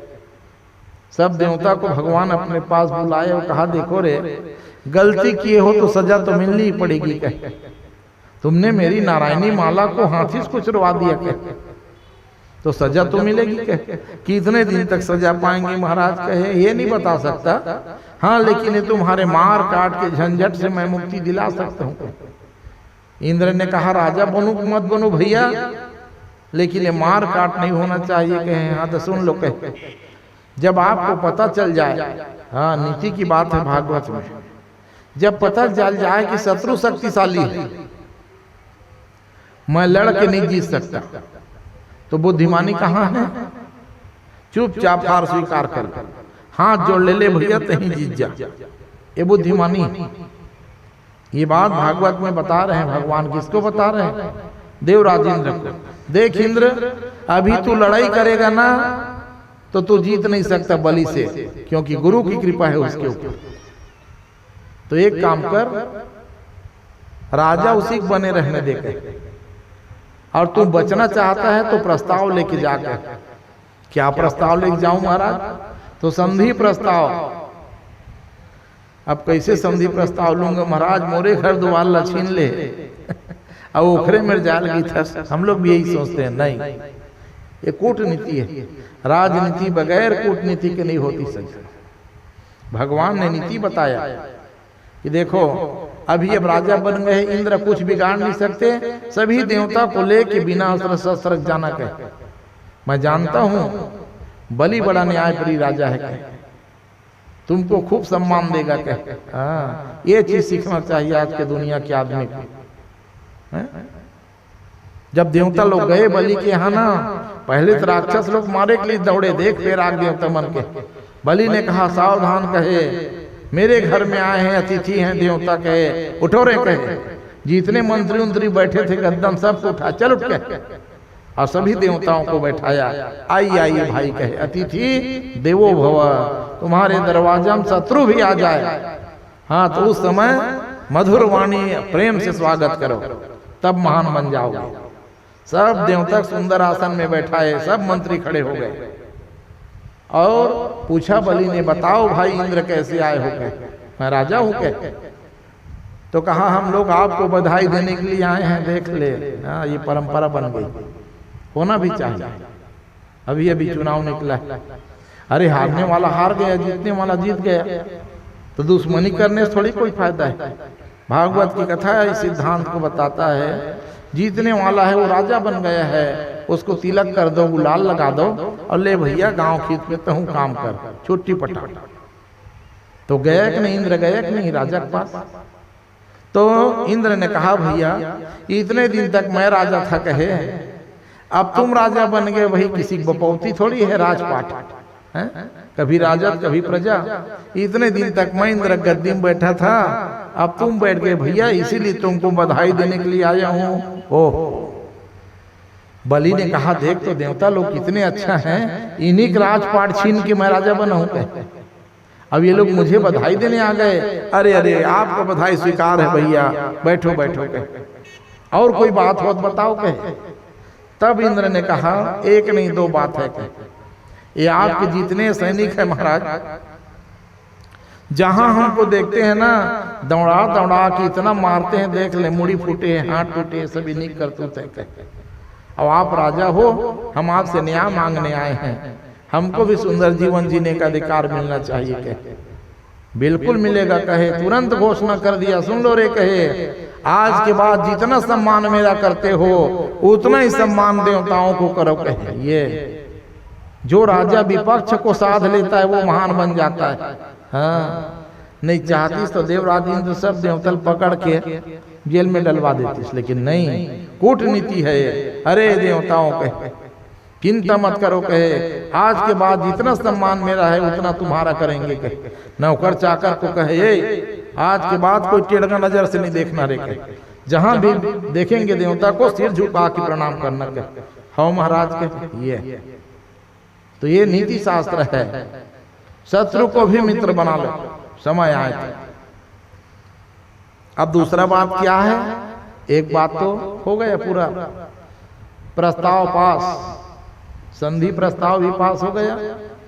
अभी दूसरा तीसरा क्या बात है, कहे भैया हम लोग बिना कारण के लड़ते हैं। कहे देवता और राक्षस भी लड़ते थे, ऐसा नहीं कि हम आप लोग लड़ते हैं। हाँ अरे जहां झुंड होगा वहां लड़ाई होती है। देवता और राक्षस लोग भी लड़ते थे, एक दो बार थोड़ी लड़े, 50 बार देवासुर संग्राम हुआ है। तो भैया रिश्तेदारी में कौन है, कहे भाई भाई हैं। कहे भाई भाई लड़ते हैं, आज भी लड़ते हैं, कौन दूसरा लड़ता है। वहां भी लड़ते थे देवता लोग, तो भाई भाई लड़ते थे। यहां भी हम लड़ते हैं, भाई भाई लड़ते हैं। परिणाम क्या होता है, फायदा किसी को नहीं होता, क्या नुकसान ही नुकसान ज्यादा है। क्या ओ बात तो बहुत अच्छा कर रहे हो देवता के, तो मैं क्या कर सकता हूँ। तुम चाहो ना भैया राजा हो के सदक ली लड़ाई झगड़ा मिटा सकते हो। ओहो कैसे मिटेगा। तो देव राजेंद्र ने कहा अब तुम ही राजा बने रहो भैया, अब हमको राजा उजा नहीं बनना है। अरे खुश हो गया। करना क्या है, कहे समुद्र मंथन कर लेते भाई के। आधा शक्ति तुम्हारे पास, आधा शक्ति हमारे पास, और दोनों शक्ति एक हो जाएंगे, महाशक्ति बन जाएगी। कहे हाँ पक्ष और विपक्ष यदि आज एक होके राष्ट्र के लिए काम करना शुरू कर देना, हाँ तो मेरा भारत कब का महान बन जाएगा। एक का दिमाग लगे और एक का पैसा लगे, सब काम हो जाएगा। लेकिन हद हो गई है, दूसरे को नीचे गिरा करके आप कभी आगे नहीं बढ़ सकते, बात दुनिया को बताना पड़ेगा। तो देवताओं ने कहा समुद्र मंथन होगा भैया तो अमृत निकलेगा, तो बराबर के दोनों भाई बांट लेंगे और अमृत खा लेंगे, तो लड़ाई झगड़ा खत्म। और तुम लोग बहुत करिया दिखते हो, के काले कलुठे हो, के राक्षस हो तुम लोग, तुम्हारा खान पान सब सुधर जाएगा। कहे अच्छा हम भी तुम्हारे समान, और हमारे लिए ज्यादा सुंदर। कहे राक्षस लोग कहे चल रे बढ़िया उपाय बताते कि तो समुद्र मंथन तो सुने नहीं है, कहे अभी तक दही मंथन सुने हैं भाई। अरे वैसी बात है, कहे छोटे काम के लिए छोटे मथनी। आप एक घड़ा दही मथु तत्का कमले में निकलते, लेकिन निकलते कि नहीं निकले। हाँ अब समुद्र मंथन करोगे तो अमृत निकलेगा। वो अमृत बस नहीं, कहे 14 प्रकार के रत्न निकलेगा। कहे और दोनों भाई बराबर बराबर बांट लेंगे। कहे बिल्कुल संधि प्रस्ताव हाथ उठा दिए राक्षस लोग, बिल्कुल तैयार है भैया चलो। कहे कहाँ होगा, कहे अब समुद्र के पास जाना पड़ेगा। कहे तो देव राजेंद्र बड़े चतुराई से इसीलिए देवताओं को कहा स्वकार्यम कुशलः कुरु। देवता लोग इतने स्वार्थी होते हैं, अपने बनाने के लिए शत्रु से भी मितानी कर लेते हैं। और समय जब आता है फिर अब उनका अंत भी कर देते हैं। ये मर्यादा है। तो सभी राक्षस और देवता पहुंच गए समुद्र की किनारे में। भगवान नारायण प्रकट हो गए। आओ आओ बलि स्वागत है देव राजेंद्र के। देखो स्वागत अभिनंदन किए, मारे फूल के गुब्बारा हो गया। और जो फूलता है वही फूटता है, देख लो अभी अच्छा फूले हुए लटका है अभी। और देख लेना शाम के लिए क्या लोग छीना झपटी फिर, तो जो फूलता है वही ओसक जाता है छत्तीसगढ़ी में। तो बलि को खूब फुलाए। अरे बलि तुम्हारे जैसे कोई राजा, अच्छा राजा मिला है गांव को। हम लोग भी कहते नहीं अच्छा आदमी जीत के भाई तो फुलो रहे। कहे अच्छा तुम राजा बने हो देव राजेंद्र, इंद्र की गद्दी तुम्हारे लायक है। कहे इंद्र कमजोर था इसीलिए ये हार गया। कहे फुलो रहे। नहीं महाराज हारना जीतना लगा है, ये होना चाहिए। बलि ने कहा बताओ समुद्र मंथन होगा तो अब मथानी चाहिए महाराज। तो मंदराचल पर्वत को बुलाया गया। पहले तो ये भी नानुकुर किया। हाँ समय आता है सब अपना रंग दिखाते हैं। पर्वत राजाय नमः, समस्त पर्वतों का राजा था मंदराचल। मंदराचल को भगवान ने बुलाया, मटकाते हुए आया, हिठलाते हुए। क्या काम है महाराज कहते हैं। भगवान ने कहा ठीक से सुन भैया के, समुद्र मंथन के लिए मुझे आवश्यकता है तुम्हारी कहे। और फूल गया अभिमान में, देखे मोर बगैर खर काम नहीं चले, दुनिया चलाने वाला भगवान मोर बगैर खर काम कैसे। अच्छा महाराज क्या करना है कहे, जा मथानी बन जा भैया। कहाँ जाऊंगा कहे, समुद्र के बीच में, बीच समुद्र में जाऊंगा ना तो ले देख घुटना भर पानी होगा कहे। अरे भगवान ने कहा देख अभिमान है कहे, ठीक है रे पहाड़ है तू बड़ा है, लेकिन समुद्र से बड़े थोड़ी हो जाएगा। ऊंट जब पहाड़ के नीचे आता है तब पता चलता है मोरोल बड़े कोनो ददा है कि नहीं, तो ऊंट अपने आप को बड़े मान के चलता है जीवन भर। तो वैसे मंदराचल सोचता था मैं ही सबले बड़े हूँ कि, तभी भगवान बुला है कि वाह। मंदराचल को कहा ठीक है भैया तुम बड़े रहो, अच्छा बात है, तुम्हारा काम मथानी बनने का है भाई। घुटना भर खड़े हो, गला भर के छाती भर, ये तुम्हारा काम है क्या। अब मेरे लायक रस्सी कहाँ से पाओगे कहे भगवान को, ये अभिमानी मंदराचल। तो कहा उसकी चिंता छोड़ना भैया कहे, उसकी व्यवस्था भी कर लिया हूं। तो वासुकी नाग को नागराजाय नमः, सबसे बड़े राजा नागलोक से बुलाया, आओ वासुकी। वासुकी भी आया।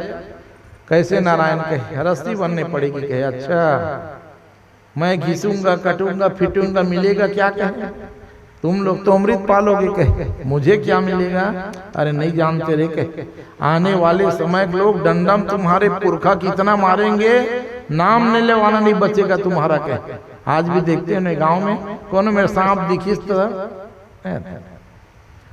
तो तुम्हारा पूरा वंश समाप्त हो जाएगा, बचना चाहते हो कहे। हाँ महाराज, हाँ तो 2-4 बूंद पिया दूंगा रे कहे। दुनिया के लोग रोज मारेंगे तब भी कई ठो सांप दिखी जाते, कब से मार रहे हैं सांप को हम लोग। ओ तब बोल खेत खार में 2-4 दिखी जाते। हाँ तो अपने आप को बचाने के लिए भाई रस्सी बन गया। जा 3 भावा लपेट लेके आदेश दिए मंदराचल को, जा रे मंदराचल कहे कमर भर में खड़े होना भैया, छाती भर में डूबोगे तो कहाँ से मस्ते बनेगा कहे। हाँ महाराज चिंता मत करके। जैसे ही अभिमान लेके प्रवेश किया, थोड़े दूर गया था घुटना हो गया समुद्र में, और थोड़ा गए कमर, और थोड़ा कहे भगवान विनोदी है, सीधा गला तकाया पानी। मंदराचल चिल्लाया बचाओ बचाओ। भगवान ने कहा कहाँ बचाऊंगा भैया के, छोटे मोटे कोई लेकर थे तरिया नदियां डूबत रहे थे, हम उठा ले चल के। अब तुम डूब रहे हो भैया, तुमको कौन बचाएगा के। मंदराचल रोने लग गए, बचाओ प्रभु कहे, मैं तो डूब के मर जाऊंगा। भगवान ने कहा अरे मेरे पास आए हो तब तो कम से कम अभिमान को छोड़ के आते रहे, तो मेरे पास आके अभिमान दिखा रहे थे कहे, रुक जा चिंता मत कर कहे बचाऊंगा। भगवान ने कहा सीधा जाग बचा दूंगा, दुनिया जान लेंगी मेरी ताकत को। तो भगवान ने कहा ऐसा नहीं कहे। भगवान ने सभी देवता राक्षसों से कहा देख लिए कहे, तुम लोग बड़े स्वार्थी हो देवता कहे, इतना बड़े काम कर रहे हो समुद्र मंथन अमृत पाने के लिए, लेकिन एक गलती हो गई तुमसे कहे।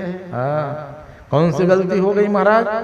तो कहा कि देखो गणेश जी महाराज का नाम लेना भूल गए कहे। हाँ देखो समुद्र मंथन हो रहा था, सब देवता थे, केवल 2 देवता नहीं आए, एक भगवान शंकर।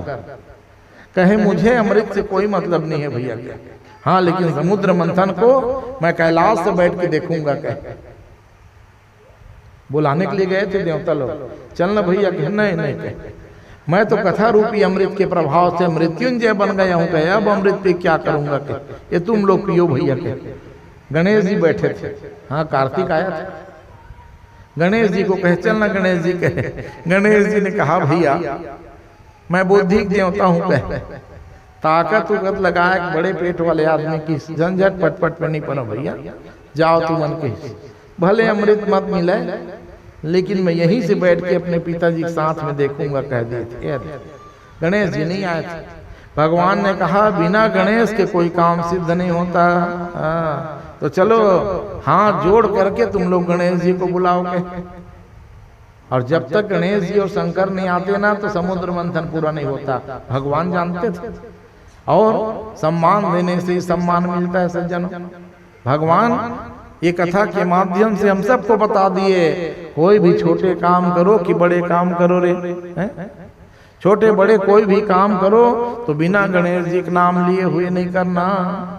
सब लोग आंख बंद करो कहे, कोई खोल के मत देखना रे कहे।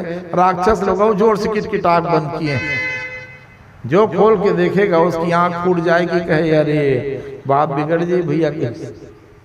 क्यों कहे थे भगवान, यदि आंख खोल के कोई देखेगा जान लेगा, कहे एक रूप में यहाँ अब एक रूप में कछुआ बन के जाना पड़ेगा। तो कहे जोर से आंख बंद करना, और भगवान का ध्यान आंख बंद की करना चाहिए, सही बात है। लेकिन यहाँ जोर से कहे भगवान, क्योंकि कहे कोई खोल के देख देगा भैया राक्षस है तो मेरी लीला बिगड़ जाएगी। अच्छा आंख बंद कर लो और बढ़िया सुमर के ध्यान कर लो। हम लोग भी कहते हैं ले भैया आप देवी देवता की पूजा करके आज तीरथ गिरे नहीं, अभी कुंभ से आके ही पूजा कराएं। हाँ ताकि बंद कर ले और जी हाँ घूमे हंसते हैं सबके बढ़िया सुमर के प्रणाम कर ले के गंगा मैया ध्यान कर ले। तो जजमान आंख बंद करके ध्यान करता है। अब यहाँ भगवान पूजा करा रहे हैं, चल ध्यान करके। सब लोग ध्यान किए गणेश जी का। विघ्नेश्वराय वरदाय यसुर प्रियाय लंबोदराय सकलाय जगद्धिताय नागाननाय श्रुतिय विभूषिताय गौरी सुताय गणनाथ नमो नमस्ते। इधर ध्यान किए गणेश जी का, और भगवान ने विशाल कछुआ को रूप बनाया। प्रेम से बोलो कच्छपा अवतार भगवान की। विशाल कछुआ का रूप बना के समुद्र में गए और डूबते हुए मंदराचल को अपने पीठ में उठा लिए। और पीठ में जब पकड़ बना लिए तब भगवान ऊपर आना शुरू हुए। चिल्लाया मंदराचल अब बाँच गए रे बाँच गए। कहे देवता लोग कहे क्या हो गया। अच्छा भारी चट्टान हाथ में लग गया कहे पैर में। अच्छा पैर जमा लिया हूँ कहे बड़े भारी चट्टान है, रुक जा थोड़ थोड़ रेंग लाऊं कहे। ये भगवान की पीठ में चल रहा है और भगवान धीरे धीरे ऊपर ला रहे हैं। कबर भर जब जल आ गया ना तब भगवान ने कहा यहीं स्थिर हो जाता हूँ। अच्छा जगड़ बना लिया हूँ कहे अब भैया न जाने कहाँ से आ गए चट्टान के, नहीं मैं डूब के मरने वाला था कहे चलो समुद्र मंथन होगा। भगवान ने कहा देखो भाई मुझे अमृत उम्र से मतलब नहीं है कहे भगवान नारायण, क्योंकि राक्षसों को शंका मत हो जाए। तो एक काम करूंगा भाई मैं चंद्रकठुआ बन जाऊंगा कहे भगवान।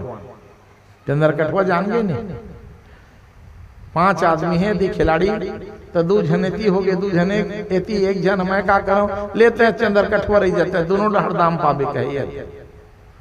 तो भगवान कहे मैं एक काम करूंगा भैया समुद्र मंथन होगा निष्पक्ष भाव से बिना भेदभाव के बराबर बंटवारा करूंगा कहे।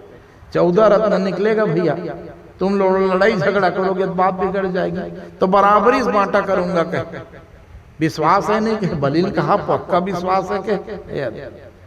समुद्र मंथन प्रारंभ हुआ। प्रेम से बोलो भक्तवत्सल भगवान की। तो पहले नंबर में निकलना था अमृत, हाँ लेकिन निकल गया क्या, जहर निकल गया। अब जैसे जहर प्रकट हुआ घड़े में ओ देवता लोग को सांस लेने में तकलीफ हो गई। ऊपर में उड़ने वाले पक्षी भी झुलस झुलस के गिरने लग गए। गौ माता जीव जंतु सबको सांस लेने में कठिनाई, सबका प्राण रुकने लग गया। राक्षस लोग कहे हम गलत चक्कर में पड़ गए रे कहे, हम लोग समुद्र मंथन के बहाना अपने मौत को बुला लिए कहे। ये देवता लोग हमारे से धोखा किए हैं। भगवान नारायण ने कहा जो तुम्हारी गति है भैया वो हमारी भी गति है कहे, हम भी मर रहे हैं, सांस लेने में तकलीफ हो रही है कहे। तो उपाय बताओ। तो एक ही उपाय है कहे, ये कालकूट जहर जो निकला है उसको पीने की शक्ति केवल एक के पास है कहे। कौन है? तो भगवान शंकर के। हाँ उनको भी आना पड़ा सज्जन, लेकिन शंकर भगवान तो कैलाश में है। तब भगवान नारायण ने कहा भोले बाबा जहां भी रहे आंख बंद करके बुलाओ यहीं आएंगे कहे। तो सभी देवता और राक्षस भगवान शिव जी का ध्यान किए। गंगा तरंग रमणी ये जटा कलापम गौरी निरंतर विभूषित वाम भागम नारायण प्रियमनंग मदापारम वाराणसीं पुरपतिं भज विश्वनाथम। ध्यान करना था, भगवान वही प्रकट हो गए। अरे देवता कैसे बुलाए हो भैया? कह देवताओं ने कहा कि जगत कल्याण के लिए भगवान शिव कहे। शिव का मतलब ही कल्याण होता है। तो यदि आप ये जहर नहीं पियोगे ना तो पूरी दुनिया समाप्त हो जाएगी। अच्छा लाओ ना भैया, कहिए भोले बाबा। दोनों हाथ से उठाए और मुंह में लगाया है। हस्ताभ्याम कलश सद्वयाम, दोनों हाथ से कलश को उठाए, मुंह में लगाए और जैसे पीने की तैयारी किए, इनके मन में विचार आया है मेरे हृदय में तो भगवान राम रहते हैं और मैं कैसे चेला हूं कहे अपने गुरु को जहर पिलाऊंगा कहे, मैं मुंह से पीऊंगा तो हृदय से ही पेट में जाएगा कहे, तो मैं ये होने नहीं दूंगा कहे। अपने राम के ऊपर मैं जहर का छाया तक नहीं पड़ने दूंगा। तो योग के स्वामी है भगवान शिव। पूरा का पूरा जहर मुंह में पिए, लेकिन गला से नीचे नहीं जाने दिए। योग शक्ति के द्वारा पूरा का पूरा जहर अपने गला में स्थापित कर लिए, लेकिन बाहर कालपुर जहर भगवान शंकर को तक नहीं छोड़ा। जहर किसी छोड़ेगा। परिणाम क्या हुआ? भगवान का शरीर कैसे है? रोज आरती में गाते हो, कर्पूर गौरम करुणावतारम संसार सारम भुजगेन्द्रहारम। कपूर के समान भगवान उज्ज्वल सफेद, लेकिन जैसे जहर को गले में स्थापित किए, क्या हो गया? नीलकंठ नाम पड़ गया। प्रेम से बोलो नीलकंठ भगवान के। स्याह काला पड़ गया। जहर को पान किए, भगवान कहे अब मैं चला